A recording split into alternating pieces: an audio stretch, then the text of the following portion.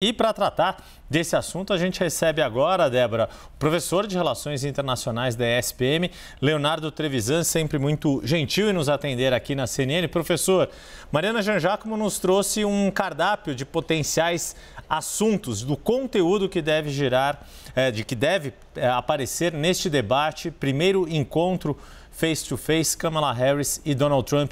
Mas queria ouvi-lo em relação à forma, a como esses candidatos querem se apresentar aos eleitores de 2024, em especial Kamala Harris, que é uma vice-presidente que acabou herdando esta vaga, enquanto Donald Trump, um ex-presidente que já é bastante conhecido do eleitorado americano. Boa tarde, bem-vindo mais uma vez, professor Leonardo Trevisan. Boa tarde, Yuri. Boa tarde, Débora. Boa tarde a todos que nos escutam, né? Yuri, eu acho que o ponto central é a forma. Você tem razão, né? Esse debate para a Câmara tem um sentido. 28% dos americanos ainda não conhecem decididamente Câmara e as pesquisas, duas pesquisas específicas, mostraram que gostariam de saber mais sobre ela. A Câmara tem exatamente essa situação para atender. Ela pode perfeitamente usar essa situação como uma imensa oportunidade.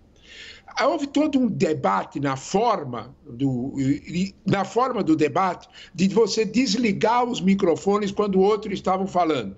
Fato que, evidentemente, prejudica a Câmara, porque o senhor Trump é useiro e vezeiro de fazer, ilações, falar frases fora de hora. Ele ganha com isso, ganha com o seu público interno adora isso.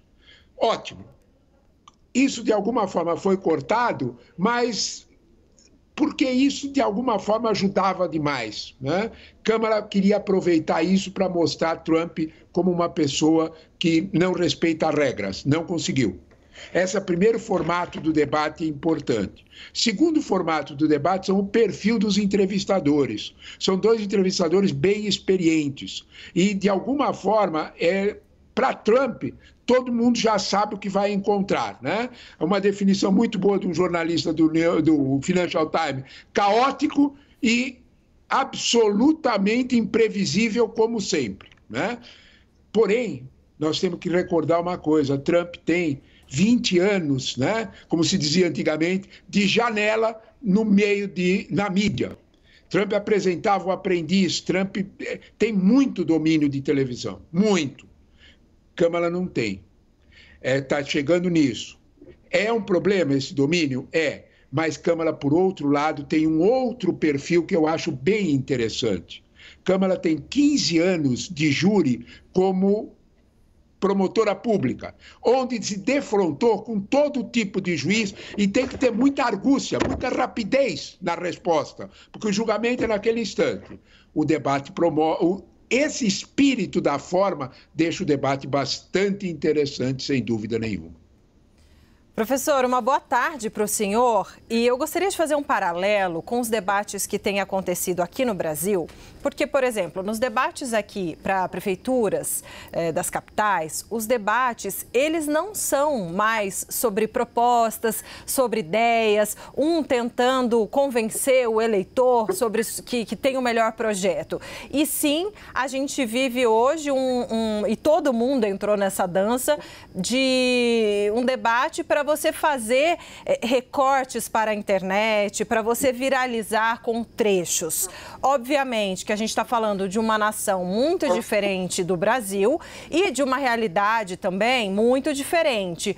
Porém, esse apelo da rapidez, das redes sociais, dos chats de mensagens, né, que fazem e exploram esses recortes, o que dá para esperar? Algo mais de quem vence, como uma luta de boxe, de quem fala mais, agride mais, ou ideias de projetos mesmo, professor? Olha, eu acho que nós temos duas situações bem claras aí.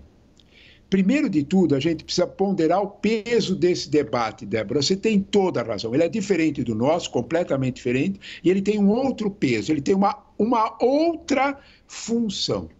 80% dos votos americanos já estão decididos. Tanto que você pode ter o episódio que for. Você teve um atentado, uma tentativa de assassinato, você teve uma substituição de candidato e as pesquisas grossas não mudaram. 42 dos estados americanos nasceram desde criancinha democrata, os outros criancinha republicanos, e aí vão continuar, né? Não muda nada. Porém, 20% do eleitorado, que é aquilo que as pesquisas chamam do eleitor independente, quer ouvir exatamente o que você falou. Ele quer saber o que é que vai ser feito do governo.